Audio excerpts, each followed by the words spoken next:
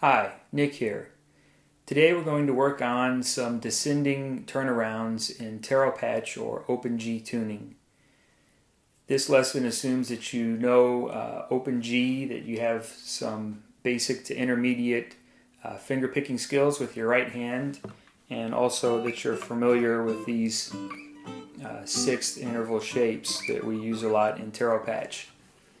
Another note is that we're starting really high up on the neck here, so if you have a cutaway guitar, it's pretty easy to reach these notes up here, but if you don't have a cutaway, don't strain yourself trying to play these notes. You can just take a pass on this lesson. You don't always have to hit the really high notes. It can be hard to play some of these runs without a cutaway, but if you do have a cutaway, it shouldn't be too bad. So anyway, with that, let's take a look at these runs. Okay, so this is a 2-bar turnaround. It's going to be a bar and a half of D7 and a half of a bar of G. We're going to start off with this shape here on the 14th and 16th frets, and we're going to be playing this over D7. We're going to descend through these 6 shapes. It's going to be 1 shape per beat. These are all over D7 until we get here. It's going to be G, and we're going to let that ring for 2 beats for the second half of that second bar. Okay? So just looking at the top part, it's going to go like this: 1 and 2 and 3 and 4 and 1 and 2 and 3 and 4. Let's try that now over the top of an alternating bass line. For D7, it's going to be the 6th and the 4th strings. We're going to play an 8th note bass. And then for G, it's going to be the 5th and the 4th strings. Strict alternating bass pattern there. So let's try the bass and top shapes together now, just playing them like that. Ready, go. 1 and 2.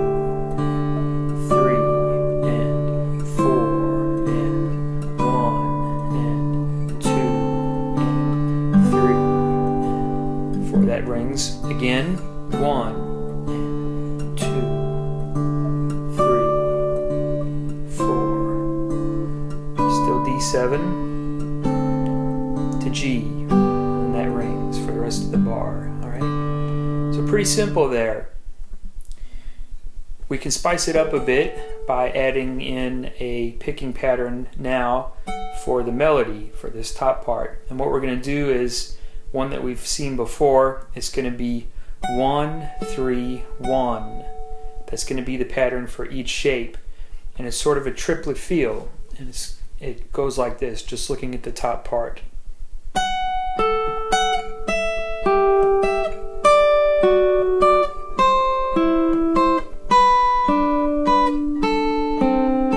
And then the last one, you play both notes together and let it ring for 2 beats, the same as before. So let's try that now over the top of an alternating bass pattern. And again, we have a triplet feel over the top of a straight 8th note bass pattern. This is a little tricky for you. Just start with your left hand in one place and work on the picking pattern for a few minutes.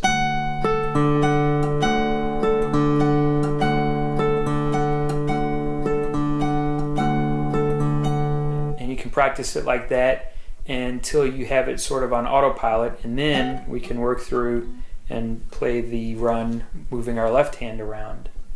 So let's try that now. I'm going to start off here and play through it a few times. Ready, go.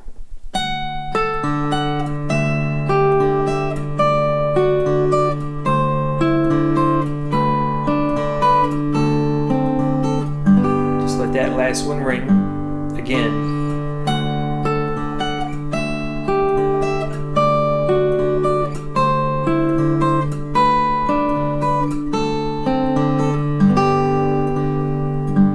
One more time.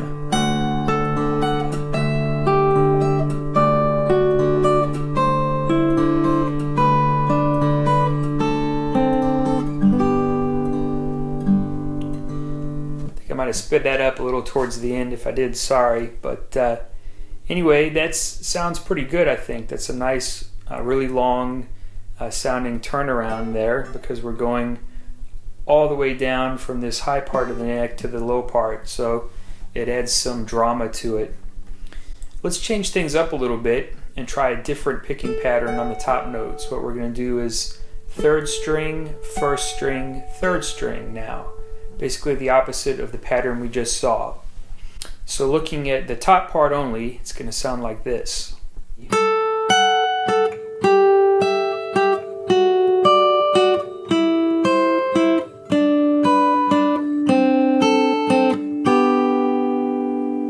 Alright, let's try that with the bass now.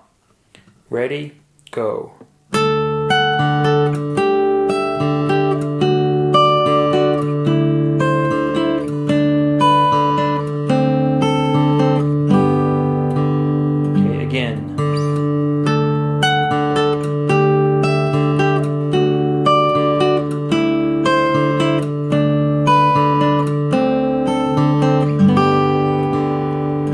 Time.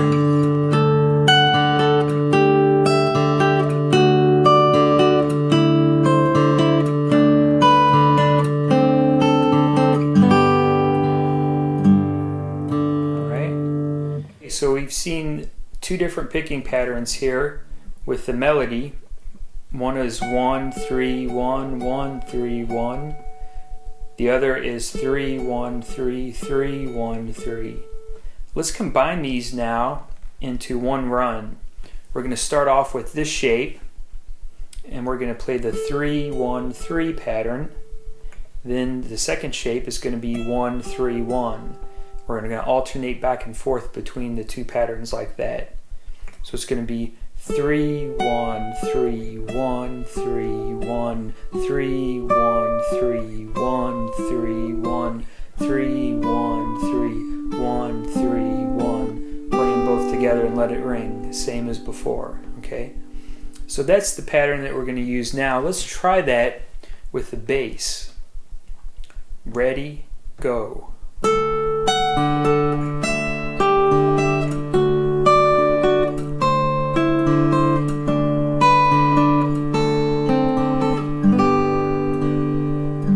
Okay, that sounds pretty nice. Let's add one more aspect to it by sliding in. Every time we do a 3 1 3 pattern, we're going to slide into the note on the 3rd string. So it's going to sound like this, just looking at the top part. Slide.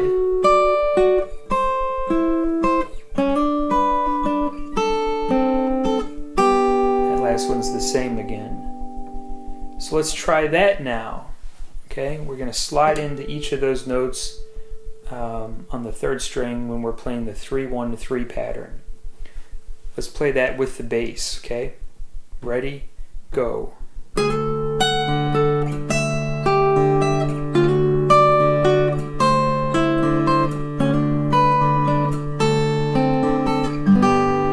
Let's do that again.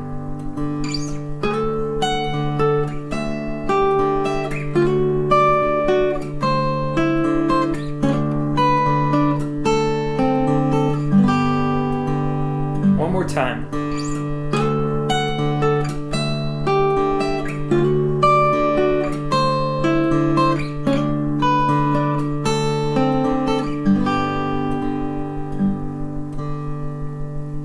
Okay, that's a really nice sounding turnaround there. We've gone from simple to more complex. We're still using these same shapes, but we've got a more complex picking pattern with our right hand. And we've got some nice slides going on where we're sliding into some of these shapes, all right, on the 3rd string.